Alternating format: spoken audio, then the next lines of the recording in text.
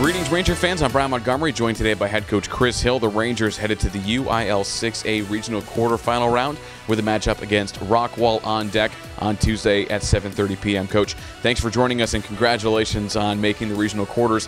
What an outstanding game against the Woodlands. Just two evenly matched teams slugging it out back and forth.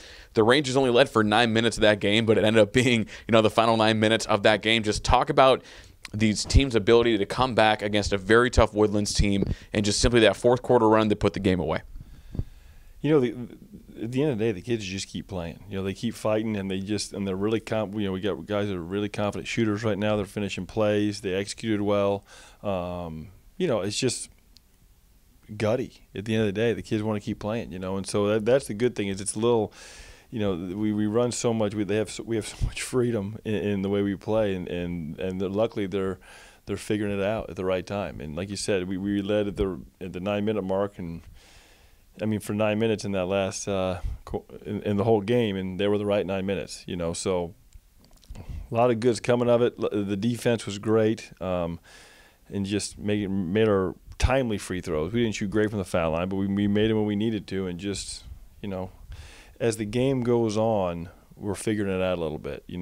They'll give us trouble here and there, and the longer the game goes, the better we've gotten at figuring out how to have some success against what teams are doing. And so I think that's what happened against the Woodlands. As the game kept going on, we got more and more comfortable against what they were doing, and I think we just eventually figured out how to have some success against it. Then you were mentioning the team not really shooting that well from the free throw line, but still you're able to make it work because you got there 29 times in that game, and then even against Rowlett, 27 trips to the free throw line. And you mentioned that gutty performance. Is that one thing that you want to make sure every contest that you're driving home, hey, get inside, get in the paint, draw some contact, get to the line? Not really. We just read the defense is really what it is. Because we also shoot a lot of threes, So the idea is to attack, and I think the scouting report on us here been in the playoffs is to not leave our shooters, and so I think that's really opened up some fouls because we do have guys that are pretty good at getting angles, and when there's not a lot of help in there, they're able to manipulate that a little bit. And so I think it's as much been just the kids, like I said, having the freedom to go make plays, and also the way we've been being guarded on the perimeter that's opened up some opportunities for us at the basket.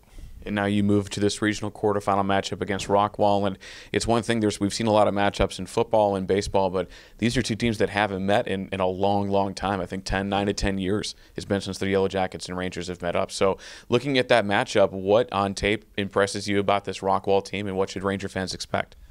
We've never played them. Since I've been here, this is my 9th year. We've never played against them, so they're tough, man. They really are. Their guards are real physical.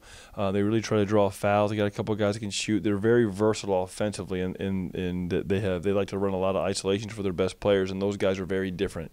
So they can manipulate the way the game's being called and what kind of player they put where. And they got a couple kids that can shoot. Their second unit's a lot different from their first unit, so I think that helps them. You got to kind of prepare for two groups a little bit, and they're playing great. And the Coach Williams, it's his first year over there, and he's got them believing, and he's really put together some great game plans in the first 2 rounds. They've been in a lot of close games all throughout districts, so they're champions. They won their district, and so they're confident and they're playing well. They had a great win on Friday in 3 overtimes, so we're going to go against a tough, hard-nosed, confident team, and that's exactly what you'd expect this round. And then now looking at that just matchup in general for the Rangers, obviously Rockwall does have momentum, but Jesuit has a good hunk of momentum as well after 2 very gutsy close wins. And really, what's it going to take to keep that up against the Yellow Jackets?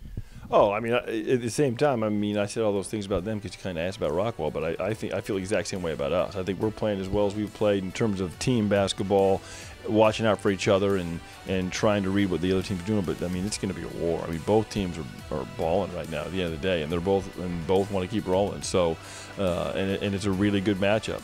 So I think it should be a dogfight, and I'm kind of excited to watch. So. Absolutely, Coach, and we are looking forward to seeing that as well. And make sure, Ranger fans, if you are available, 7:30 p.m. Tuesday night at Berkner High School. This is a matchup between the Yellow Jackets and Rangers. You do not want to miss. $5 tickets for adults and $3 tickets for students. And as always, be sure to keep it locked into JesuitRangers.org for all of your up-to-date Rangers info.